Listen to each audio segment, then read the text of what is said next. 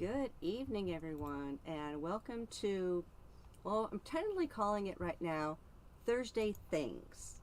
Um, I don't have a better title. So if you've got any suggestions, please put them in the chat. I'd love to hear them. I'd also appreciate if you have topics you'd like me to discuss. Since this is all brand new, anything goes. If I know about it and I can talk about it, I will. Um, and deleted scenes, let me know, do I sound quiet to you? Because I sound quiet in my own ears, so I want to make sure. And I'm a bad judge of that because she's literally sitting next to me. So, you know, I don't have her isolated in my headphone. No, you have me isolated in your heart. Oh, yes, that's true. Don't know if you can see it still, but earlier when I was here, Connie Cleary had stopped in and made the suggestion of talking about life hacks. I do those occasionally as my separate vids. I do different life hacks. But yeah, if there's particular ones you want me to discuss, drop them in the chat. If I don't really know anything about them, I could do some research and talk about those. We've only got a few people in the chat right now. Let me say hello to those people before you get too far into it. Of course, there's that Troy guy that's in there. Howdy. And of course, everyone's favorite blue wrench, deleted scenes. Hi, sweetie. There's also Gorilla Random Thoughts. Hi, sweetie. And Evelyn Hampton. Hey. How you doing, sweetie? Good to see ya. Let's see. And Connie, I don't know if you're still here because you fell off my screen, but hi, sweetie. And of course, everyone knows my co-host for tonight, my love of my life, the guy with many names, Carton the Cleon Cleric. I like hey you at the end of the bar, but I've also heard hey you in the bushes. That's a new one. Troy Pacelli, how you doing tonight, sweetie? What you sipping on? I'm doing very well, thank you. Happy Thursday, and because it is a weeknight and I still have to work tomorrow, I am finishing off your Diet Dr. Pepper. Yes, I switched to water because I'm feeling a little shaky, so I'm sticking with water. Don't know if that's going to do anything, but I also had a headache earlier, so... And I'm not quite over that flu thing. I was hoping that would be completely gone, and it just became a cold. Because up until this morning, I still didn't have a voice.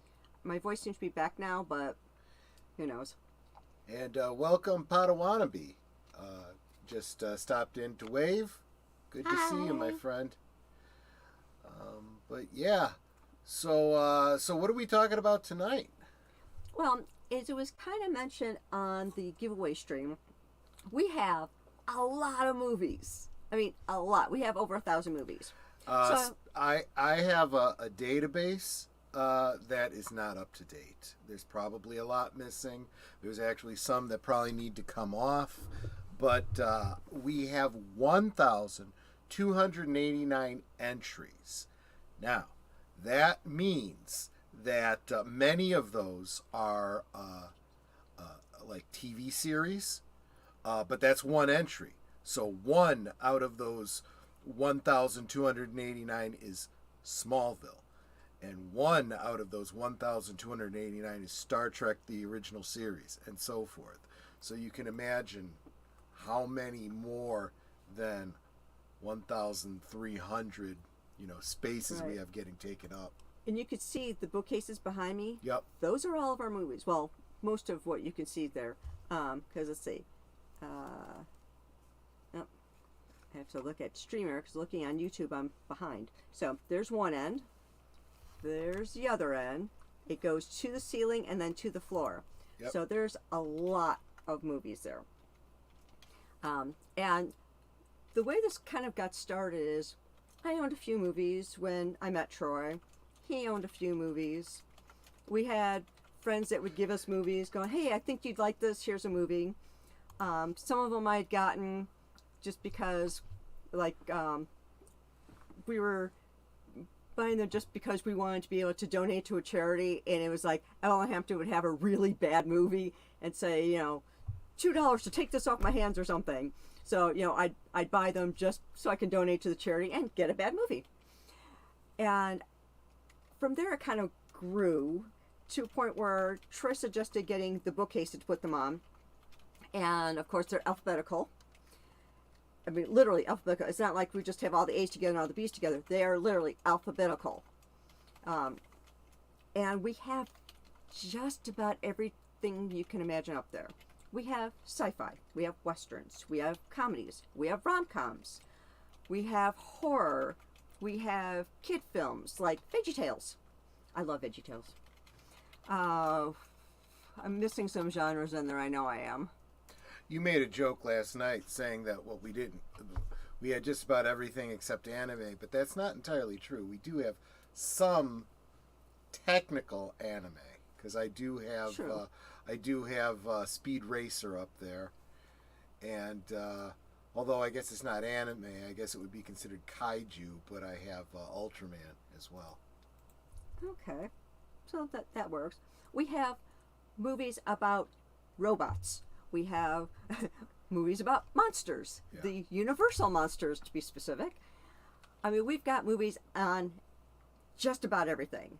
If you name some sort of character, we probably have it, or entity or whatever, we probably have a movie about it. We don't have Cocaine Bear. Well, not yet. Not yet, but that's why we always say own physical media, because once you have it, they can't take it away from you, and they can't change it. Exactly. I mean, there are some old Disney films where now they're saying they're not PC, so they've taken off the market or they've changed them completely. And it's like, why? At the time that these were filmed, they were of that era. That's how things were in that era. Now you're trying to erase basically history. I had a great deal of respect for and actually, let me back up a second. I have a very strong conviction about death of the author. Once you've put out your film, it's out in the world, and that's how it is. That's how it exists. You were the storyteller. You had every opportunity to tell the story the way you wanted. Once it's released, hands off, as if the author died. Right? That's why it bothers the heck out of me that George Lucas has to keep going back and messing around and changing and adding and all this kind of stuff. But I respect the heck out of somebody like Steven Spielberg, who goes and does his special edition of E.T., but when he releases it, it still has the original on there. So it's like, you could see my revised vision of the movie, but I still have the original version here for you as well. Now see, what I admire, David Lynch. This is my film. I'm not explaining it to you. Oh, yeah. Not only does he not go back and change anything, he won't tell you what his original interpretation was. If it's not in there, then it doesn't exist, and whatever you project on it, that's good too. But, you're not getting anything else out of him. Let me say hello to Lady Mist. Yep. And Logical Spock. Hey, How you doing welcome, tonight, welcome. sweeties? We're just discussing the many movies that we own. I wanted to thank, just because I happen to see him here and I have the opportunity. Logical Spock, thanks so much for shouting me out to Jesse Ventura. I don't expect anything to come of it, but I still appreciate that you gave it a shot and got my name in front of him. That's pretty cool. And for everyone that may be in the chat that won a prize from me last Thursday, I had the flu. Yeah, which I'm she's still been kind of out of getting commission for about a week here. Yeah, so I'm hoping to get them out by Monday. So, yeah, just so you know what's going on with that. It's like I just have been totally out of it. And I'm still not really back to normal. I've been really shaky today. I just got my voice back. This morning I sounded like a mouse still. So I just got my voice back. but I'm still kind of headachy and shaky. So if you're the praying well wishes, good vibes sort, please send them my way. But yeah, a lot of the movies that we have, we've gotten probably a majority of them because it was like we saw the movie in the theater or something, and it's like, oh, I really like that. We should get a copy so we can watch it whenever we want to watch it. Yep. And from there, it slowly grew, and now it's an explosion. For me, it kind of started with back in the '80s, and I know that Boomer and I have done a good old days about physical media and the '80s and VHS and whatnot, but it was back in the '80s when VHS first started, and I remember my mom being kind of excited about the concept of being able to own a copy of classic films. For her at the time, it was things like The Sound of Music, The Wizard of Oz, you know, these very classic family films, and just being able to have a copy put away forever, because honestly the only times you could ever see that would be on network television, broken up by commercials, you know, shared every year or every couple of years, usually at a special, you know, for a special event or something like that. And yeah, so that's where it started. And then of course there was the ability to record your own stuff off of TV and whatnot.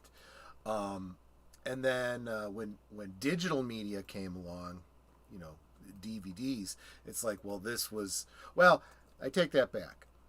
For a little while, for a brief little while there, we got into laser discs because DVDs weren't a thing yet. Laser discs were, you know, these big album size, you know, discs, Yeah. and a movie took 3 discs. It required 2 sides of a disc and then a third disc. So you'd literally, to watch Star Wars, you'd have to put it in, play, turn the record over, play, take it out, put in the third one. But then they were able to compress all of it down to this little DVD, and you know, then I had to get the White Album again. You know, it's just. Oh, I remember beta tapes.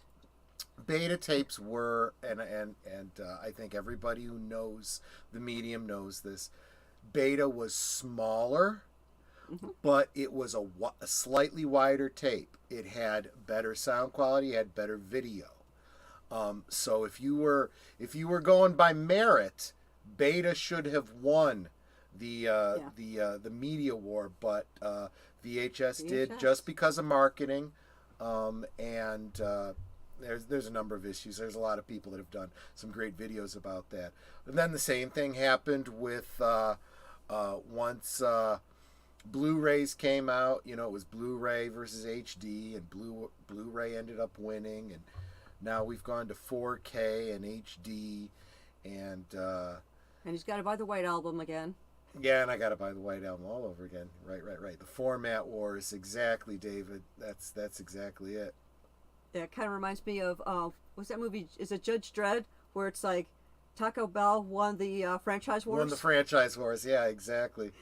But yeah, a lot of our movies behind us, if there is like a series, like there's, I want to say Dracula. I'll take that as a good example. There could be 15 different Dracula movies. Troy has them all, and he has them all. At least he tried to get them all into like one case or 2 cases if there's a really lot of them, because he's what's that word you always use? A completist. He's a completist. He has to have them all. That's kind of a blessing and a curse, because like, for example, sometimes I'll get into a series that's just terrible. Maybe the first one is good and then the sequels are bad. Best example I can think of is the Dungeons and Dragons movies.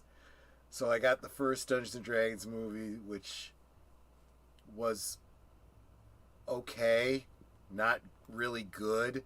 And then there was what was it? Something the Dragon God or something like that. And then There's the third one. I literally couldn't get it here in the United States. I had to make my own DVD from a download because it was only released in Europe, and that's the Book of Vile Darkness. Vile is actually a really, really good title for that. Yeah. The only series that we didn't bother keeping, and he asked me, do you want to keep the series, was the Sparkly Vampires. I got the first movie. Well, we rented it off on Netflix. Yeah. I watched it. He goes, I can get all of them for you. I'm like, no. Yeah. Absolutely not. No. Yeah, no Twilight here. The movie was so horrible, and it took so many things out of context. It was mixing up the first book with like the second or the third book. It's like, that didn't happen until the third book. Why are they showing it now? And things that didn't happen in the first book at all, or in any of the books, they were putting in. I'm like, no, I do not want this. No. Yeah. Gotta draw the line somewhere. And that's that's actually a whole other conversation, the adaptation of other media. But real quick, I want to give a shout out to there was a time when I felt so strongly about this whole physical media thing that I was thinking about dedicating a portion of my channel to owning physical media. We're going to talk about it and all.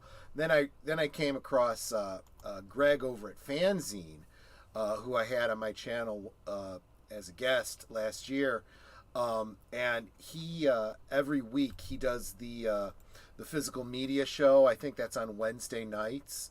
I was like, you know what? This guy's already got it. He's on it. I always give him a shout out when I talk about owning physical media. So he does that show, the physical media show on Wednesdays with Tom Connors of Midnight's Edge and Midnight's Edge After Dark. And speaking of Tom Connors, Midnight's Edge After Dark, he does a show every week. I don't know if it's Tuesdays or Thursdays or when it is, but 4K for You. He talks about all the newest 4K releases that are coming out for those of you trying to own physical media, and he points out that not all 4K is made equal.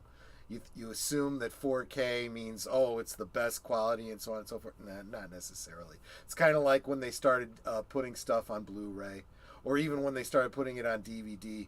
It might just be a transfer from the previous media. There's some DVDs out there that are literally just transfers from the videotape. It is not any better quality. You really need someone that goes back to the masters, maybe cleans them up or whatever, and those channels talk about those kinds of things. Well, if they could do 3D without you having to use glasses, so it almost looks like you're watching like a stage production. That would be kind of cool. That would be kind of cool, but I can't even imagine how that would be possible without glasses, because the only way 3 dimensions work in vision is because of binocular vision, right? Know. And you have to be able to show one thing to the right eye and one eye to the left eye.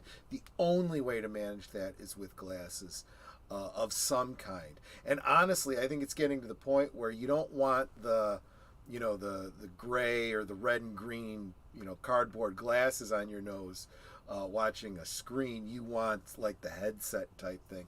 And that technology's not quite there yet. It's getting there, but it's not quite. Deleted Scene says holograms. Holograms are even more limited if you're talking true holograms. But you're probably not talking holograms. What you're probably actually talking about is the fake holograms that are really just projecting an image onto like mist or some other kind of medium, which has its problems too. Kind of like the whole Princess Leia thing in Star Wars. That kind of technology is possible, but that's not really the best way to view something. Aged Boomer is here. Hey, how you Boomer. doing, buddy? Good to see you, my friend. Awesome to see you. But yeah, so you were talking about when you started talking about Twilight. Well, first, if we're gonna go down that road, you read all the Twilight books, right? I read the books. They were still cringe. They were cringe. Yeah, that was that was young adult fare. Obviously, we wouldn't be the intended audience. I'm sure it's good for what it was intended to be. Felt like it was written by a 16-year-old having their fantasy.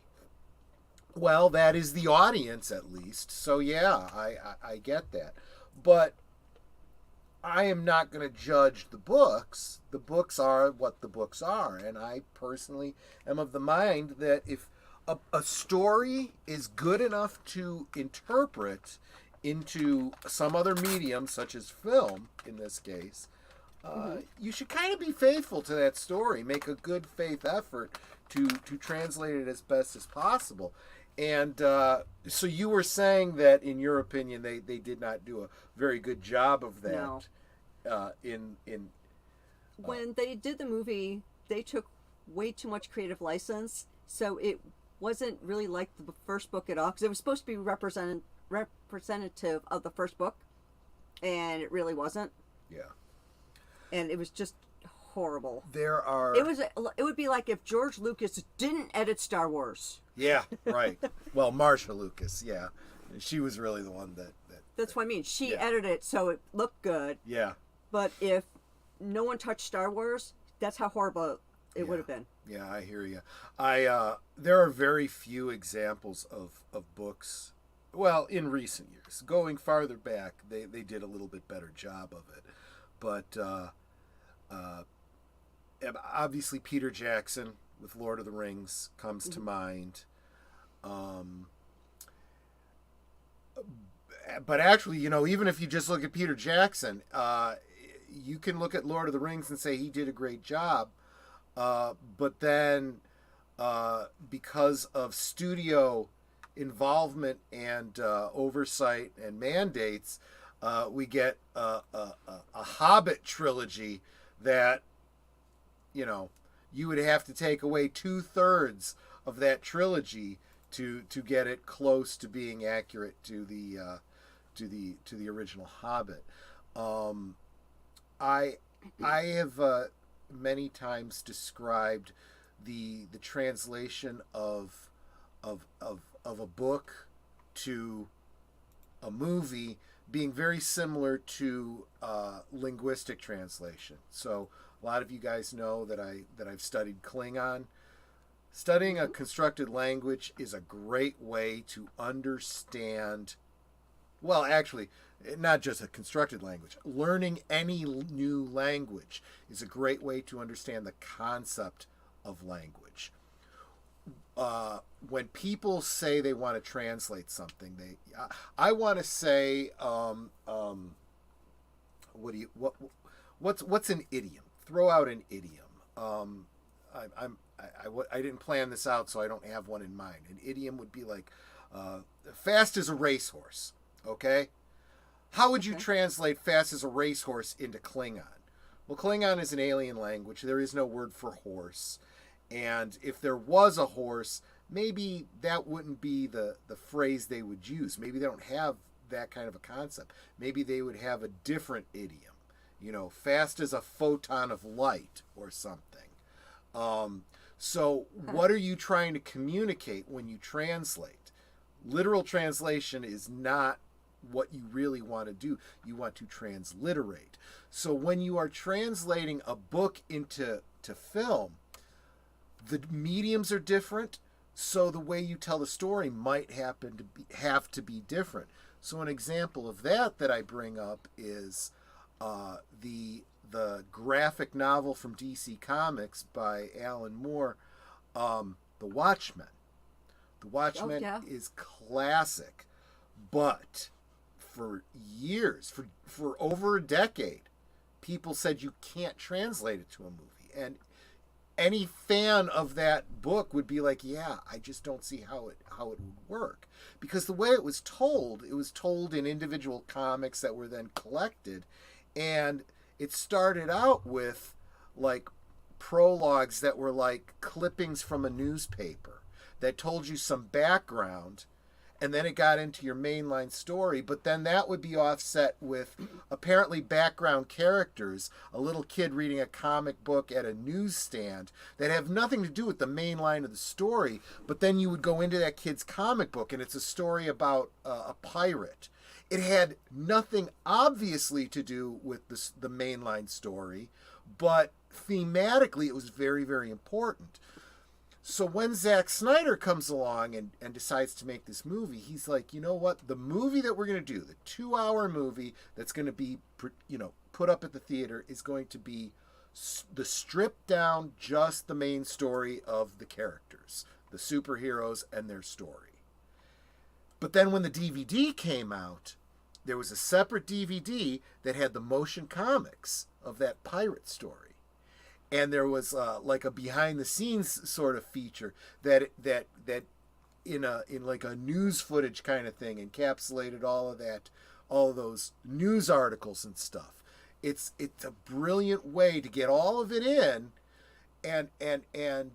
but using the medium of A, cinema, and then B, home media. Right. Good faith effort. I'm sorry. Because there's a lot of times where you will read a book and the book's fantastic, but the description of things in the book you can't really do in a movie. Yeah. There's no way to visualize those for film. You can read something and in your mind you're like, okay, I can picture that, but you can't really translate that to film. It's kind of impossible to put that into a film. The best example of that always comes to mind, and this is probably true for so many of Stephen King's books. Stephen King's books notoriously are translated terribly to film. Mm-hmm. And the worst that I can think of was Pet Sematary. I read that book and it just freaked the crap out of me. It really, really did. And the ending in the form of an epilogue was just excellent. Spoilers for anyone who hasn't read the book or seen the movie, but these have been out for many, many, many years. Hell, Pet Sematary's even been remade badly. So you should probably already know the story. The idea is that there's a pet cemetery out in this rural area where people go to bury their pets, but beyond where that pet cemetery is, there's an ancient Indian burial ground where if you bury a body there, it comes back to life, but it comes back wrong. It comes back without a soul, or it's, demon possessed or whatever. They don't get into the details of it. Just comes back wrong. So the guy, buries, the kid's cat in this, place to come back because he doesn't want to tell his kids, sorry, your pet's dead. And the cat comes back all, like a zombie cat. It's always attacking and, whatnot. And they eventually have to kill the cat again to make it stop.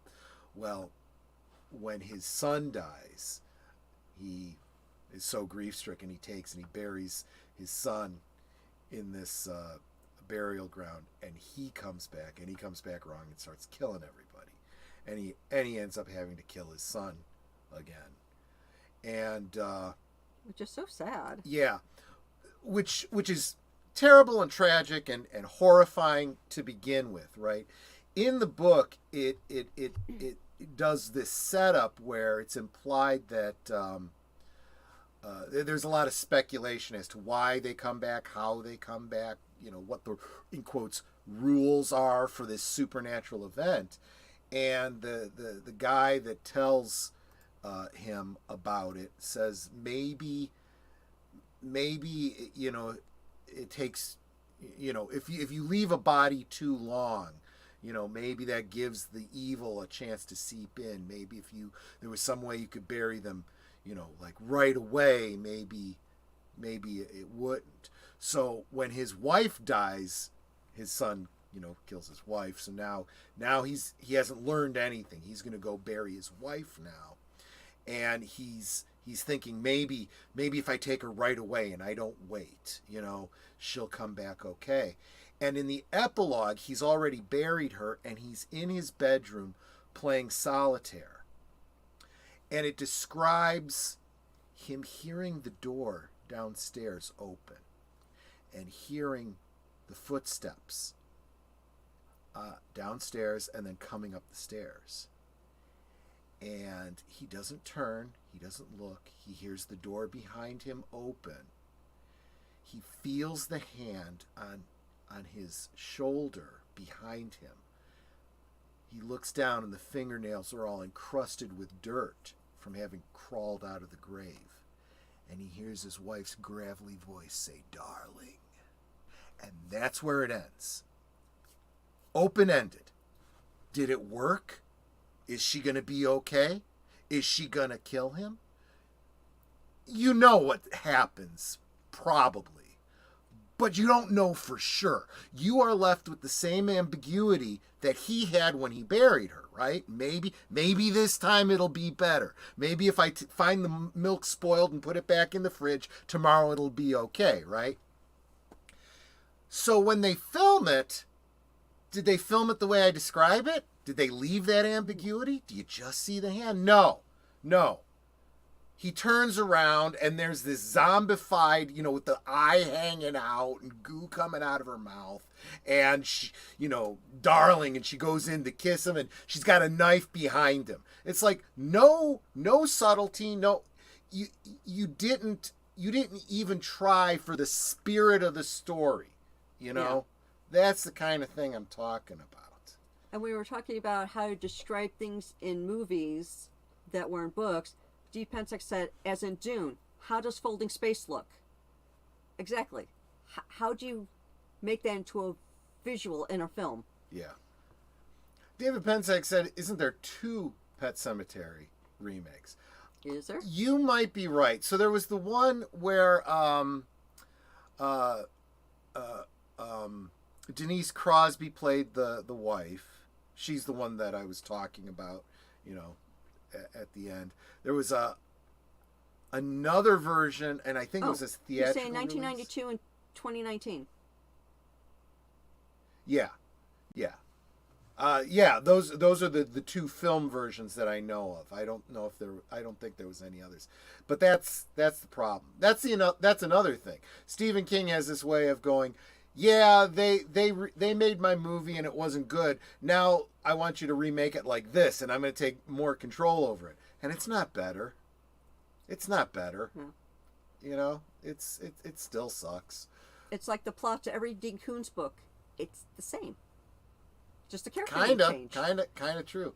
The location changes, the character name change, but pretty much it's the same plot in every single one of his books. I know that some of Dean Koontz's books have been turned into movies. Haven't seen them.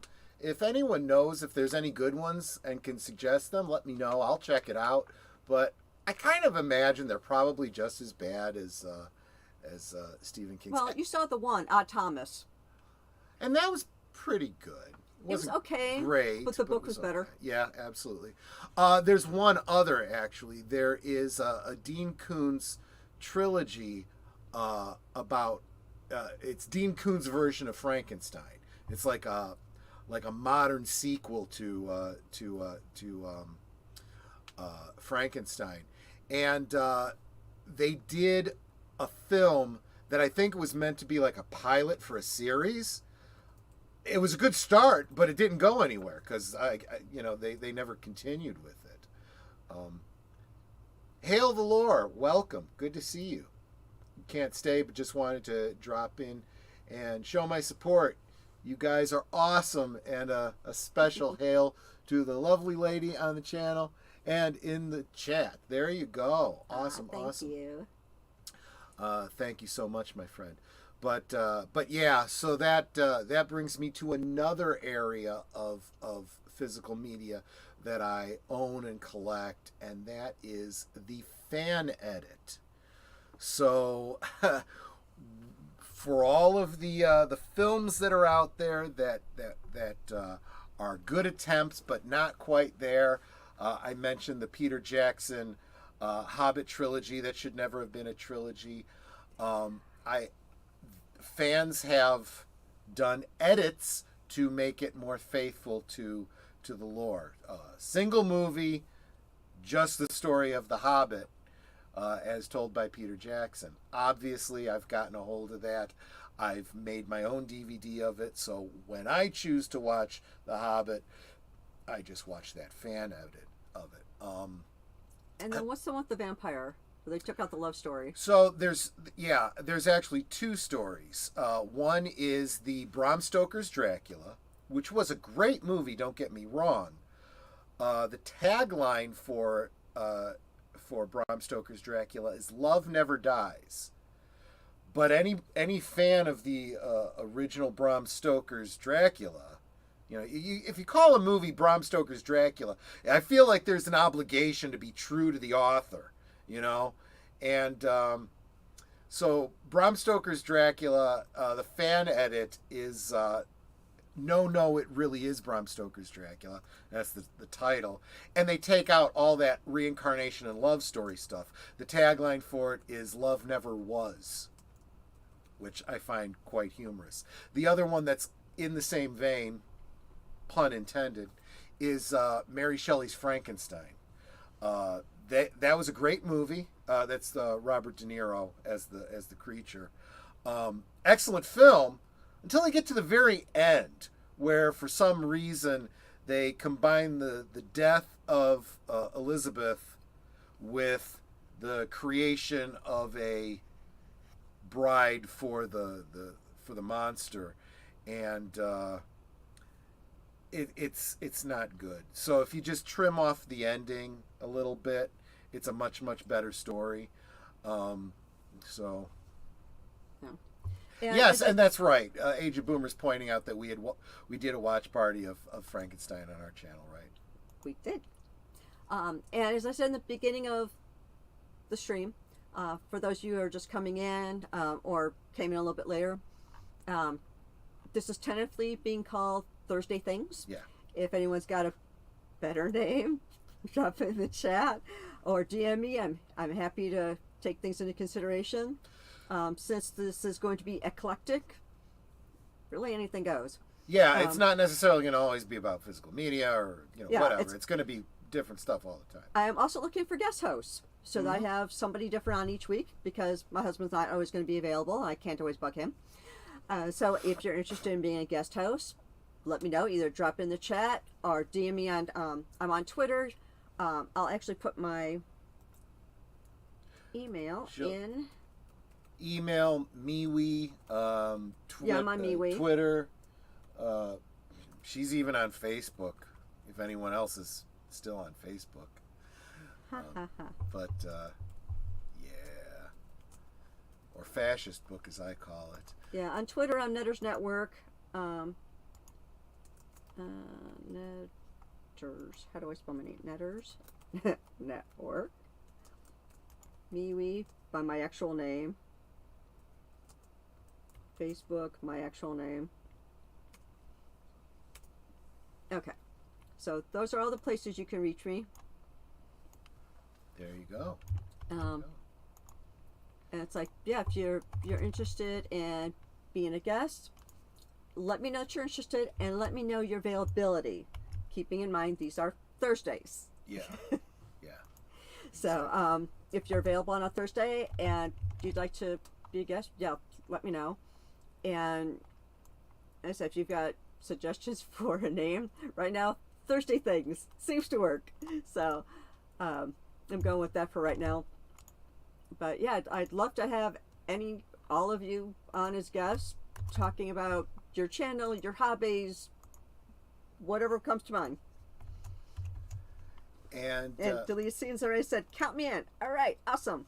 And I know that there is And Gorilla Random Thoughts. I know that there's a way to, and when the stream ends, have you go into the another stream or a suggested stream or whatever. I don't know how to do that, so what I'm going to do real quick is because Logical Spock was kind enough to share with me a link. friend of the channel, Samael the Infamous, has a stream coming up in about an hour. I'm going to drop the link so that Neat. you guys can make sure you know, go over, say hi, support the channel, and so forth. I just behind the scenes here doing the editing, and there we go. There we go. So, and I'll drop that again, you know, towards the end of the stream so that you guys can, you know, do a Netters Network raid over there. And Boosh, to answer your question, the DVDs are organized alphabetically by name. Yep, exactly. Which there is of course some finagling, because like some of the DVD sets are, you know, not a single film, it's a collection of films. So whatever the title is on that box set is what it'll go by. For example, we've got David Lynch's Lime Green box, which has a whole bunch of short films and movies and his little projects and whatnot. It's listed under, we've got under L for Lime Green. We could have put it under D for David. We could have put it under, you know, anything else. No, we don't put underneath the name of the person. Well, it's hard to say whether or not, you know, is the title of it David Lynch's Lime Green box, or is it just the Lime Green box? The Lime Green box. But, that's how I found it when I bought it for you. But the other thing is, and that's why having a database for all of our films is good, because if, for example, Eraserhead is one of the movies in the Lime Green box, I don't have it as a separate standalone DVD. So if I wanted to watch Eraserhead, and I was like, I thought I had Eraserhead, I can go to the database and type it in. Oh, it's in the Lime Green box. Okay, there you go. Yeah, absolutely. Yeah, we gotta have quite a few that are boxed together. Like Universal Monsters, we got a bunch of those into. We've got the entire, they did a DVD collection with this spanning spine and everything. It's really cool. Definitely worth it if you're into Universal Monsters. And if you have ever seen the Bela Lugosi Dracula and you've never seen the Spanish language version of it, you should check it out, do a comparison. 2 films filmed at the same time on the same sets with different actors. 2 different films. Definitely check it out. It's worth doing a deep dive on. Deleaston says maybe I should do that. Getting hard to keep track. That's it really is. Why we started doing this, because we started getting so many movies. It's like, how do we keep track of what we have? Well, first, this is not a sponsorship or anything like that, and it wouldn't be anyway, because this is not. I am not necessarily recommending this as this is the best. This is the best. Option. It's just one that I happen to. When you start a database and you start putting all your data into it, you're kind of committed. It's a lot of work, and no one wants to start all over again from scratch. So this just happens to be the one that I use. It's called My Movies. There's a free download. You can pay to upgrade and whatnot. As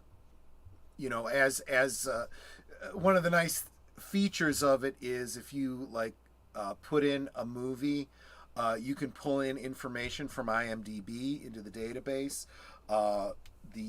The community kind of updates it, in real time. So if you put in, or you can even scan if you have a scanner or whatever, put the disc in and it can pull the information in.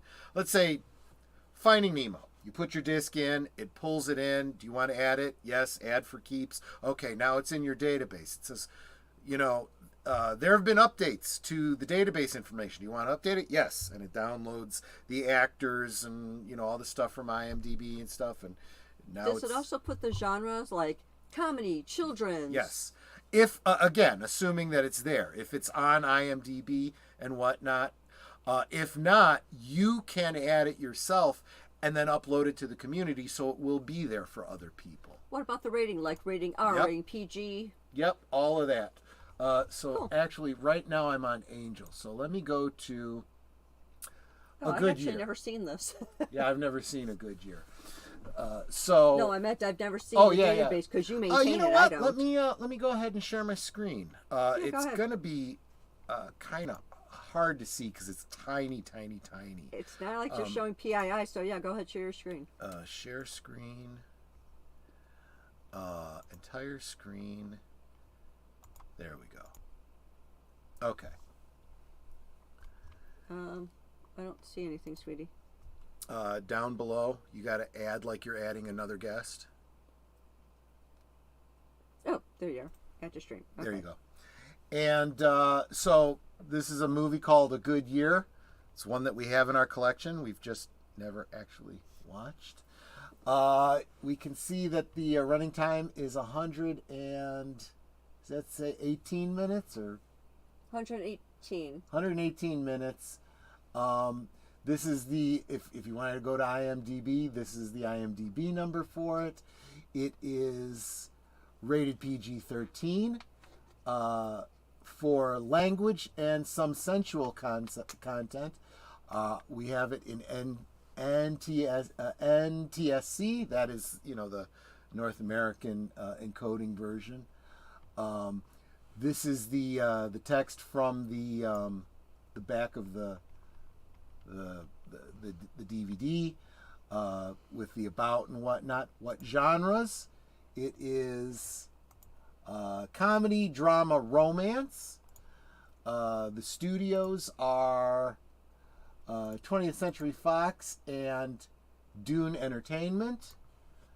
There's a lot of information here. Yeah, it's got all the information of, if there's any DVD extras in there, what subtitles, if any, if it's more than one disc, what is on those discs, and so forth. Another great little feature that we haven't used in a very, very long time, certainly not in the past 3 years or so, because we hardly ever see any like real people anymore, is there is an option to, and I don't even remember where it's at, lend. You can lend out one of your movies, and you can, just like in a library, you can say, this is going to my buddy Chris on this date. And so then when I go, 6 months later to watch A Good Year and it's not there, I look and I go, oh, Chris still has it, or whatever the thing is.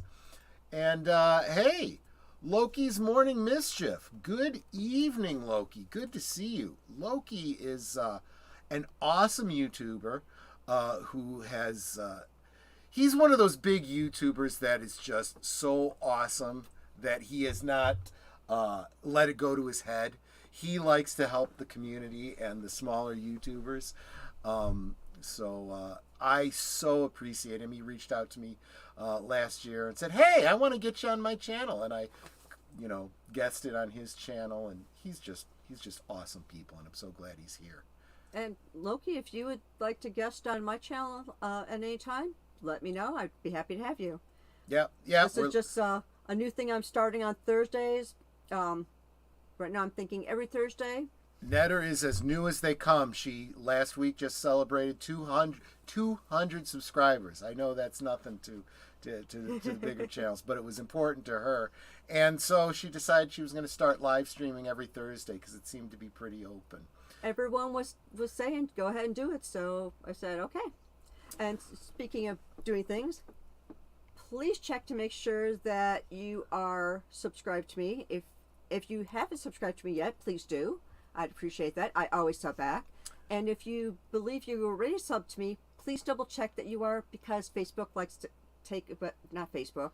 Yeah, YouTube likes to take away subs. I lost 2 over the last 2 days. So they just like to disappear. She's just barely holding on to that 200, so she's doing the best she can here. He said, would love to, sure. So awesome. Make sure that you hit him up on Twitter after the stream and see if you can't work something out.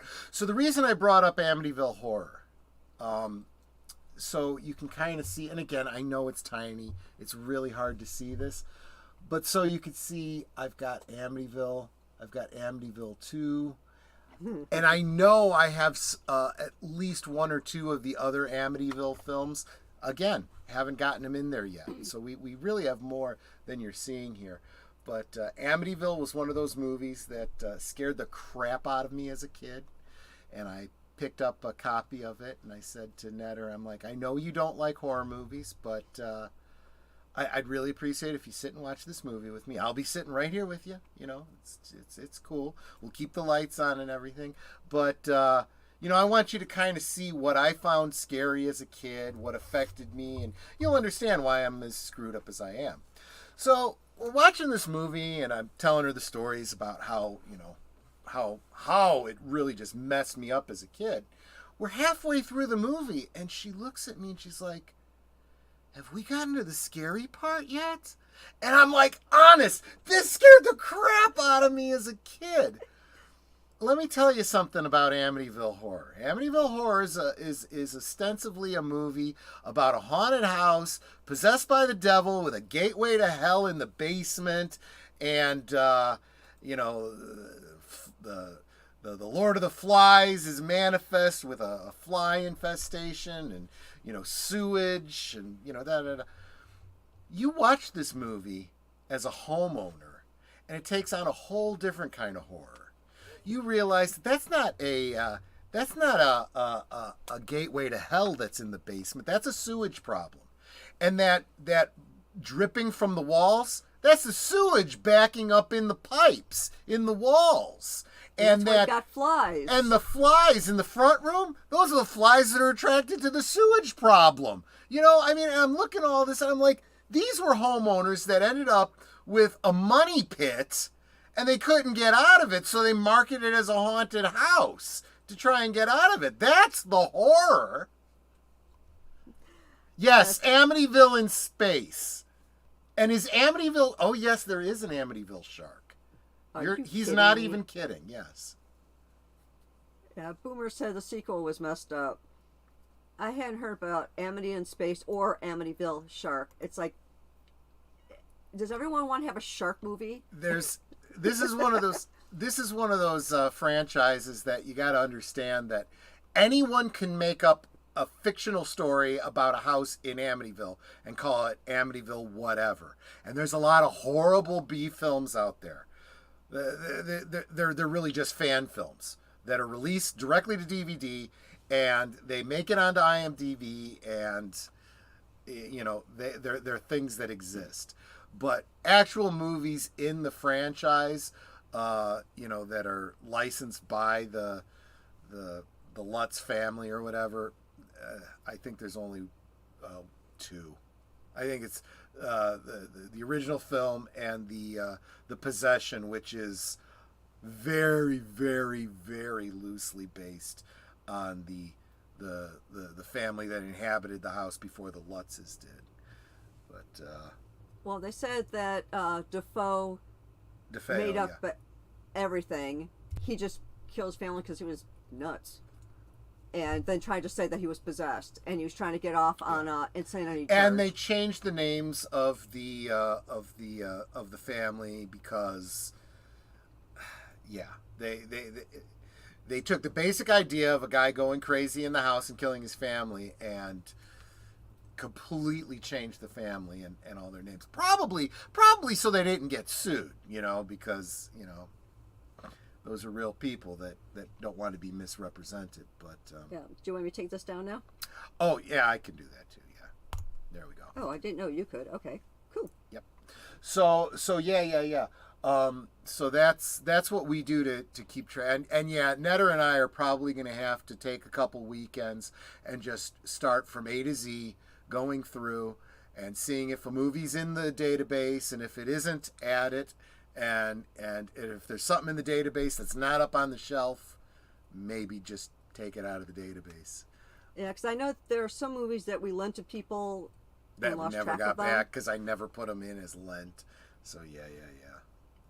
Yeah, it's like I actually still own a couple of VHS tapes because I haven't found DVDs to replace them yet. Yeah, and in some cases, for a long time, what I was doing is there was a long stretch of time when we had a lot of VHS tapes, and the DVD versions had not come out yet. So we held on to them And for the younger viewers, you may not even know this, but when when DVDs first started coming out, and this was actually true with VHS as well, you could rent them. You could belong to Blockbuster Video or Hollywood Video or whatever, and you'd have a membership, and you could spend $3 a movie to rent it for the weekend or whatever. But the movies themselves cost, well, when they first came out, they were like $80. They were like, well, that was the cheap ones. When they first came out, some of them were hundreds of dollars. And that's why a business like Blockbuster Video could afford to buy multiple copies. The rental fees would make up the difference, and then they'd turn around and resell them, when they didn't need 25 copies of it anymore. And that was a great way for people to build their collection, is buy these secondhand VHS and DVDs, right? So a lot of our DVDs came that way. But in the short term, look, let's just be honest. Going all the way back to cassette to cassette reels, you'd make copies of cassettes so that you borrow a cassette from a buddy and you'd make a copy. Well, you did the same thing. You'd rent a DVD that you couldn't afford, that was $300 or whatever. Make your copy, put it up on your shelf. But honestly, but let's face it, why bother doing that? Nowadays, just a plain DVD, not a special edition, not an HD, nothing, just a basic DVD, are so cheap. You just just buy it, because then you have a good first generation quality copy. You're supporting the media, you're supporting the company, so they keep putting out content and whatnot. And so now most of the homemade DVDs that I have are, like I said, those fan edits of films that aren't commercially available, or other movies that were never released on DVD. For the longest time, I had Blake 7 as I downloaded it and made my own DVDs, because you couldn't get it in the United States. Only come to find out, I can actually watch British encoded DVDs now, because things have changed. So Netter just got me the entire Blake 7 collection from the UK. And it used to be like their PAL or PAL 2 yeah, or something. they're PAL, but apparently, our modern DVD players can play them. So, yay, I can watch Blake 7 again in as high a quality or at least as high a quality as I watched it on TV when I was a kid. So, it's like the only one that I haven't been able to get a decent copy of is Meet Me in St. Louis. Every time I try to get a copy, for whatever reason, it does not work in our player. Yeah, there's something about that. So, it is a challenge always. But you might have to Netflix that one. Yep. And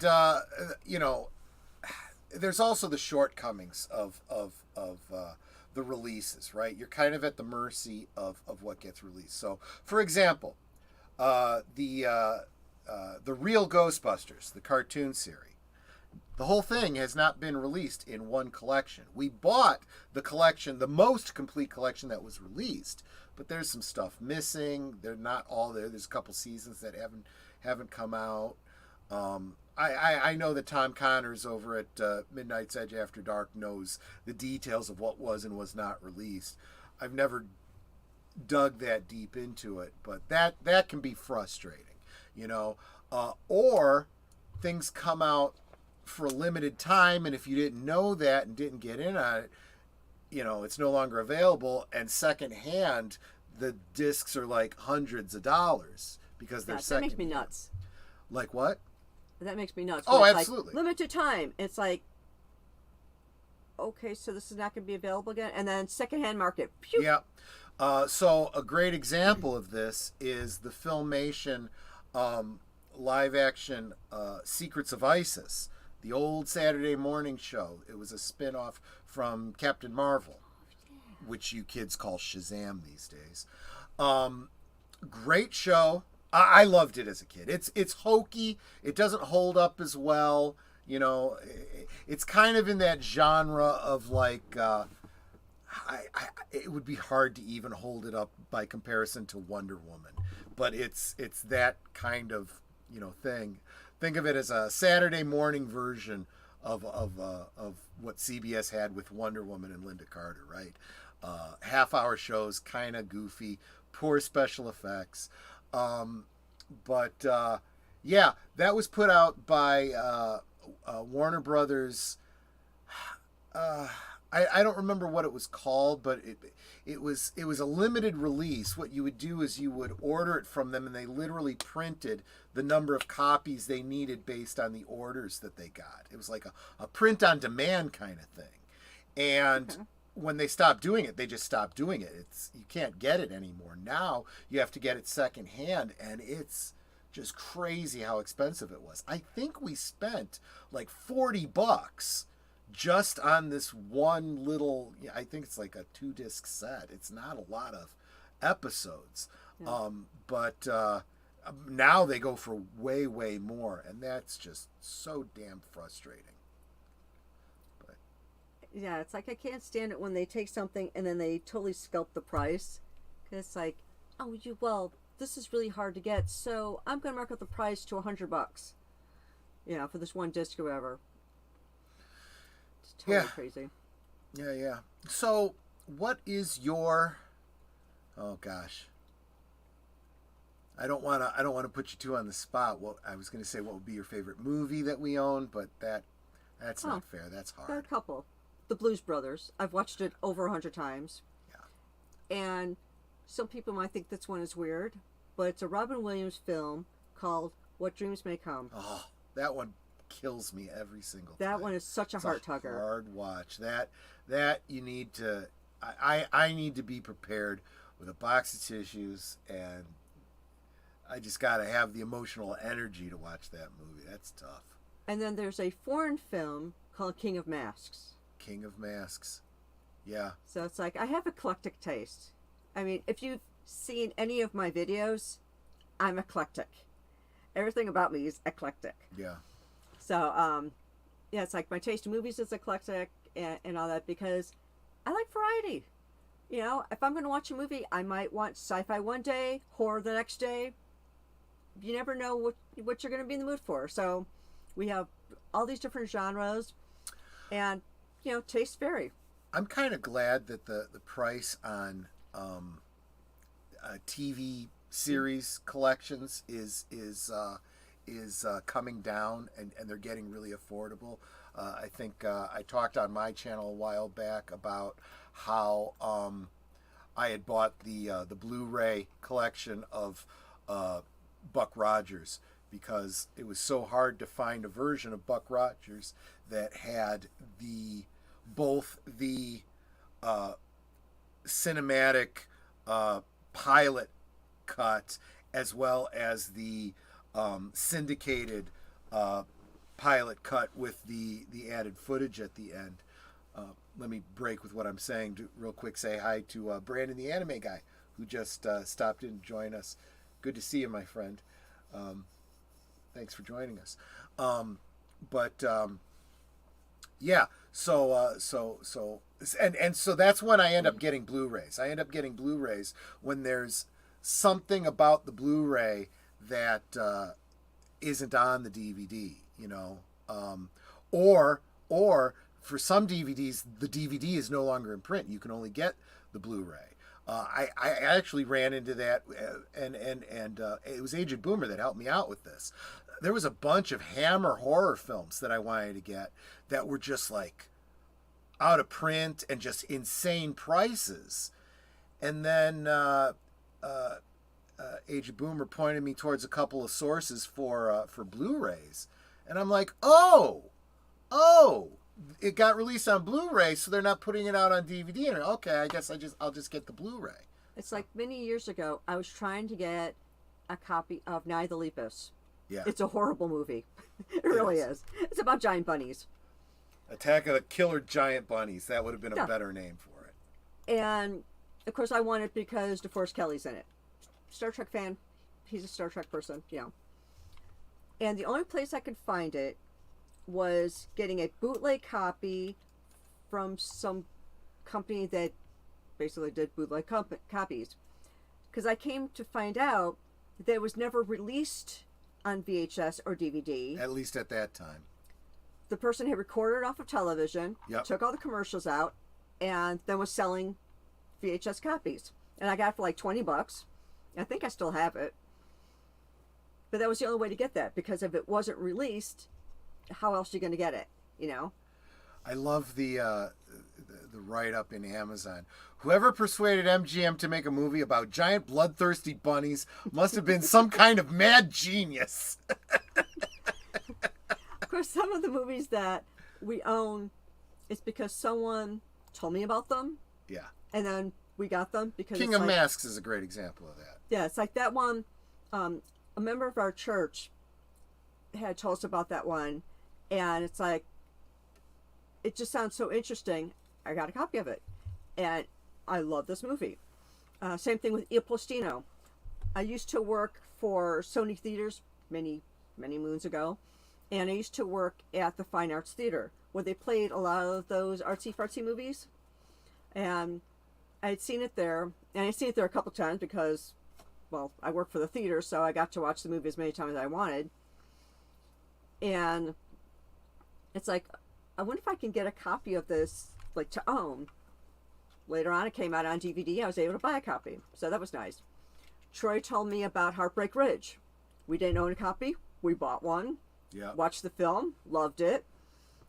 You know, The Godfather. I only saw it for the first time, what was it, like 4 years ago? It was before the coup. Oh no, it was a bit before that. We had been married at least 15 years.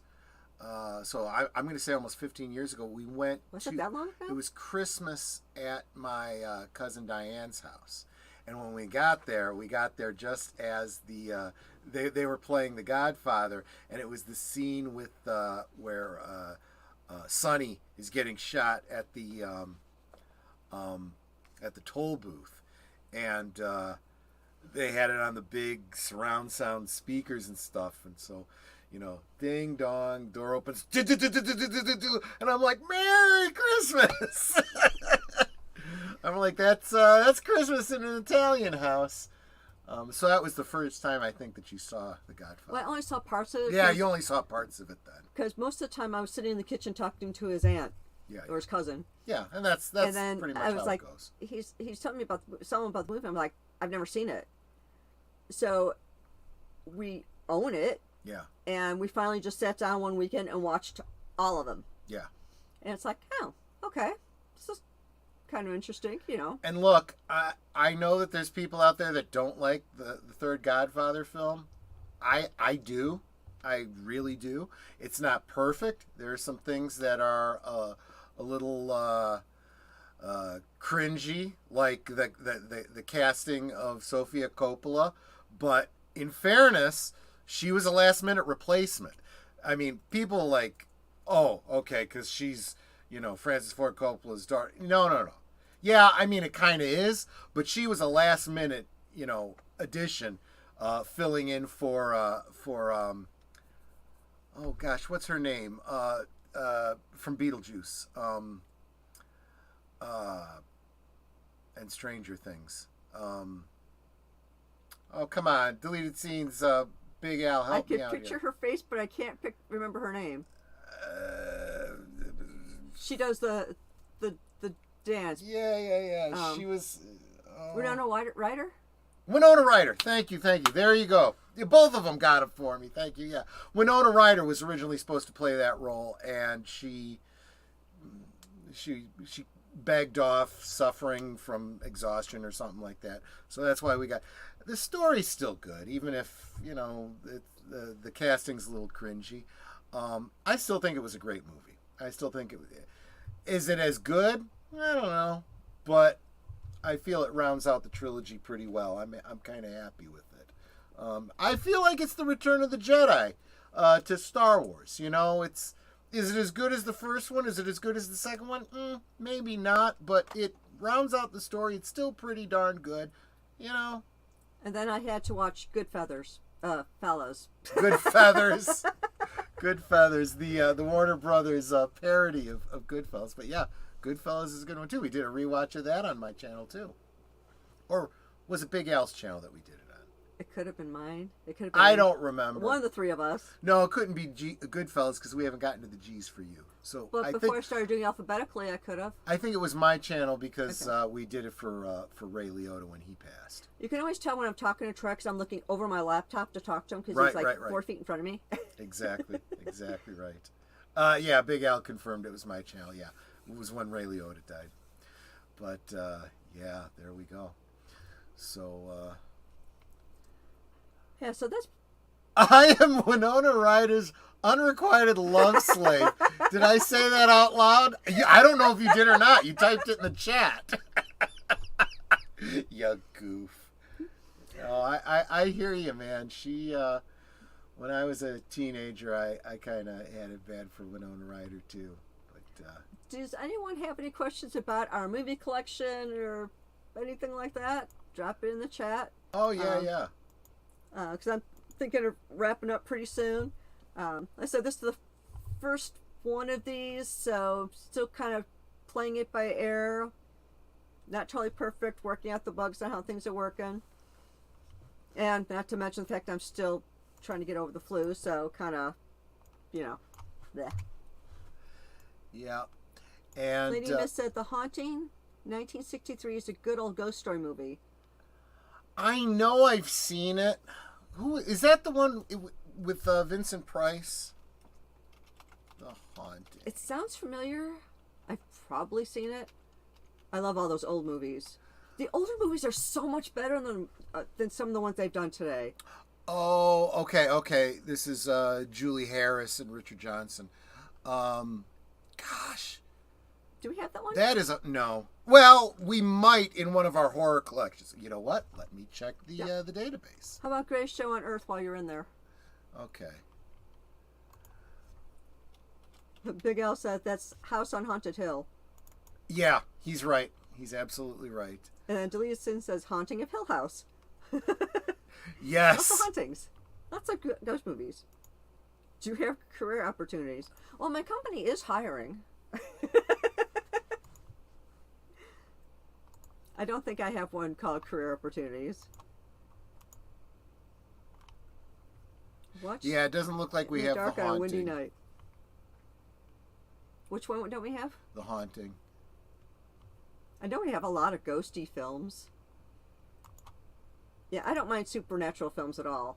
When it comes to like horror-y type films, I prefer suspenseful ones that kind of make you think a little bit rather than slasher.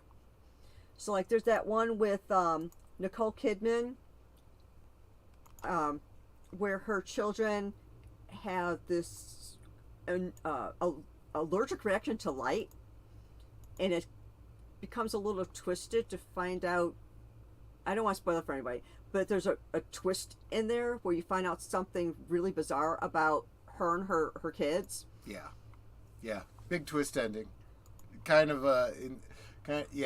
The Others, yes, that's it. Kind of like the and deleted scenes. Kind of like the flip side of Sixth Sense. Sixth Sense. Yeah, exactly. Yeah, it's like I love the twist endings because it's like I did not see that coming. If you can see them coming, then it's like okay, they didn't do it very well. But like the Sixth Sense, I had no idea. In fact, once they started pointing out things of how you knew that he was dead, I went back and watched and was like, yeah, what here, they weren't really having a conversation. And here, this didn't happen. It just appeared that this was going on. That was done so cleverly. So I do have The House on Haunted Hill, 1959. Is that the one with William Catt? No, that's House. This is 1959. So this is the one that I was thinking of before with Vincent Price and whatnot. And I don't think we have The Changeling with George C. Scott. No, I actually don't think I've even seen that movie, to be honest with you. Yeah, Lady Mist, I don't like so much the slash and gore, Yeah. but the suspense ones, you know, give me like The Mummy and Dracula and that sort of thing. Haven't And seen even The The Great- Wolfman, they didn't really show anything. Haven't seen The Greatest Show on Earth, no. And I'd never heard of Caesar Opportunities. Don't M. even Night know Shyamalan, for the most part, I like his films. I think for all the ones we've seen, wasn't there just like one that we were just kind of like on? Your mileage may vary. So let me list the ones that I know that we've seen. Obviously, The Sixth Sense. All three of the Shattered movies. You know, Bruce Oh Willis. yeah, those were good. Um, The one with Mel Gibson where he swears. oh yeah, or tries. Signs. That's signs. The Woman in the Water or whatever. That one wasn't so great. The Village. That one wasn't so great either. The Happening. That was horrible. We actually have that one in our collection. It's terrible. We may actually just have to get rid of that movie because that was just, that's just all kinds of no. What else? Well, you know, you can look them up and get a list of I don't think I have them listed by M. Night Shyamalan. No, I meant Google them, sweetie. Oh, yeah. You're not on camera, so you moving back and forth and typing and stuff no one can see. Greatest Show on Earth, Trapeze, and Circus World, excellent circus flicks. Logical Spock says called Career Opportunities. It has Split, Jennifer Connelly in it. Unbreakable, Glass, right. Well, there's a bunch of them here I've never even heard of. Oh yeah, it was Lady in the Water was the one never heard of. The Visit. I didn't know The Last Airbender was his. I have not heard good things about that movie. We've seen the Psycho film. Did you know he did Stuart Little? Did he really? Apparently. Oh, I like that film. Or maybe they just have it listed as he was in it, because he also has acted as well. That's true. Hey, Logical Spock says you have The Rocketeer. I know I've seen it. Where's No, I don't think we do. That is a great movie. That's S. PQR. There's not enough light in that corner for me to read the titles.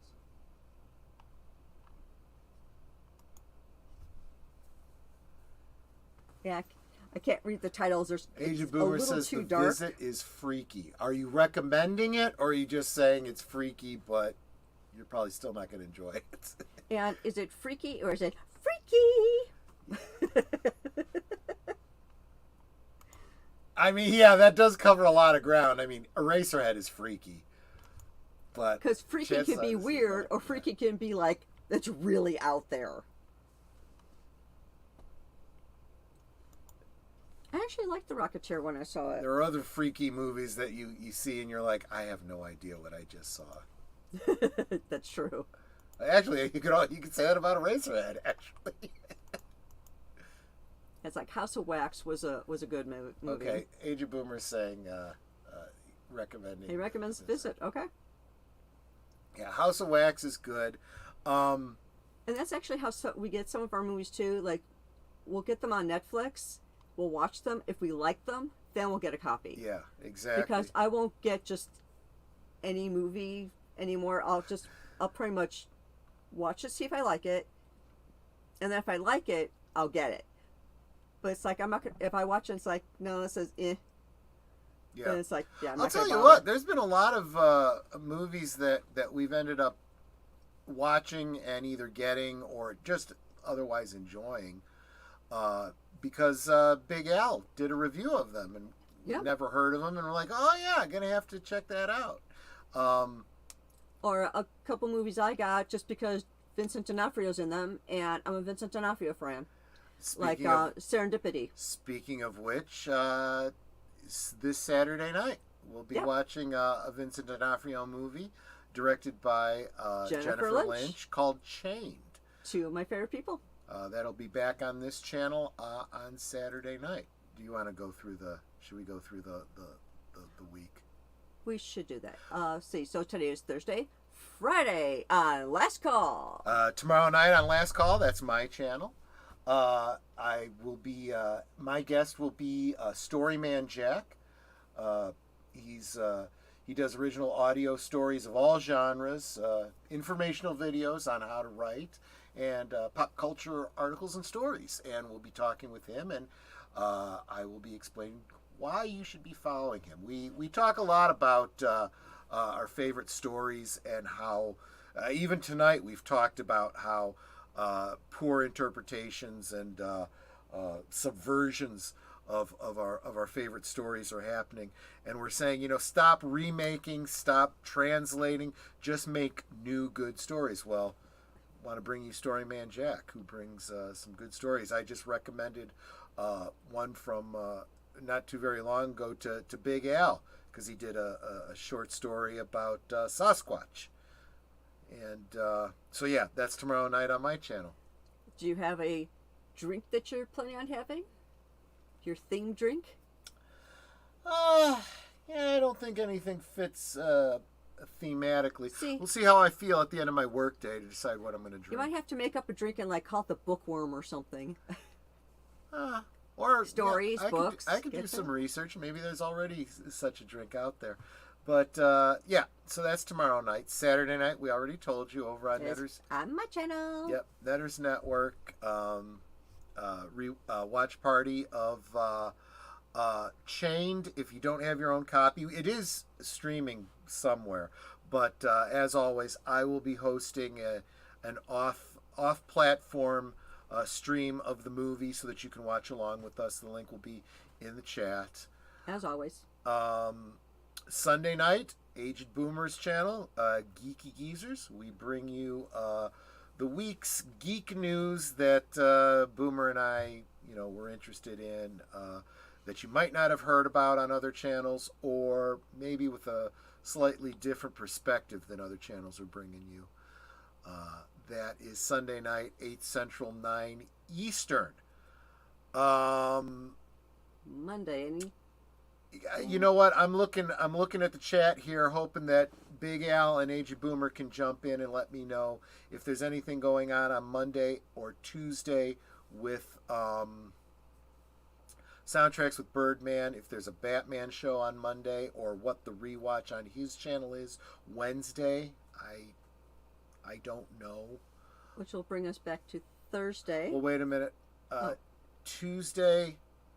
Is it this Tuesday or next Tuesday, Aged Boomer, that we're on with Mr. Matchstick talking about the DC animated films, the Superman, Batman ones? But either way, maybe it's not a bad idea to just be subscribed to Soundtracks with Birdman and Mr. Matchstick. Tuesday, Mr. Matchstick DC animated discussion. Yes. Uh-huh. So that's usually like about 7:30 Central. So that's like 8:30 Eastern over on Mr. Matchstick's channel. Aged Boomer and I will be over there with him. Black Sunday on Birdman's channel on Wednesday. So there we go. Next Wednesday, he said. Next Wednesday. Well, the Wednesday coming up? Or a week from yesterday, I think is what he means. Well, I guess that would be the next Wednesday. Okay. Yes, that's exactly what I think he means. Okay. But if not... Did I mention I'm getting over the flu? Brain's not completely there. There you go. Which will bring us around back to next Thursday. Back here. Don't know what the topic is. Don't know if there will be a guest, but... I'll be here. But Netter will be here. I'll be here, and we'll take it as we go. And just in under the wire, Bosco Scenario. Hello. Thanks so much for being here. We are just wrapping it up, and we are saying that next week we don't know what the topic will be. We don't know who the guest will be. And if you are interested in being a guest, talking about your channel and whatnot, make sure you reach out to Netter if you would be interested in being her guest some upcoming Thursday. If you have suggestions for upcoming shows, drop them in the chat. Drop them in the comments underneath after the show's over, or send her a direct message. Yeah, you can DM me on Twitter if it lets you. I tried DMing somebody and it wouldn't let me for whatever reason, even though I'm following them. Yeah, some people have it set so you can only send them a message if you follow them and they follow you, and even then sometimes they have their messages turned off. So, but Yeah, Netter doesn't have that situation that we're aware of. So that I know of, I never said anything. So you can DM me on Twitter. I'm on Facebook if you're not on Twitter, under my actual name, so Nanette Pacelli. I earlier put my email address and all that in the chat, so it's there. So it's like I got many ways to contact me. Yep. And last minute, I am going to, because I said that I would, I'm going to drop the link to Samael's stream, which is probably already underway. Go say hi to him and tell him Netter sent you. That's all I got. And we'll be heading over there to drop in. So let's just do a Netter invasion. Exactly. Well, thank you all so much for coming to my pilot program of right now it's Thursday Things, and I hope to see you next week. Any last words, sweetie? No, thanks so much for coming, encouraging us, especially encouraging Netter on her second live stream. We said it last week, and it's obviously very true. We're doing this because you guys asked for it, so thanks so much. And I always say that we can talk amongst ourselves, and that's all well, good and fun, but it's so much more fun when you guys are joining us in the chat. You're dropping your comments, your questions, your trivia, being goofy, whatever it may be, and it doesn't feel like we're separated by miles or even continents. It feels like we're all in the same room, just hanging out together and having a good time. You're not just friends for us, you're family too. We love you guys, and we really do appreciate you being here. Have a wonderful night, and we'll see you next time. Bye.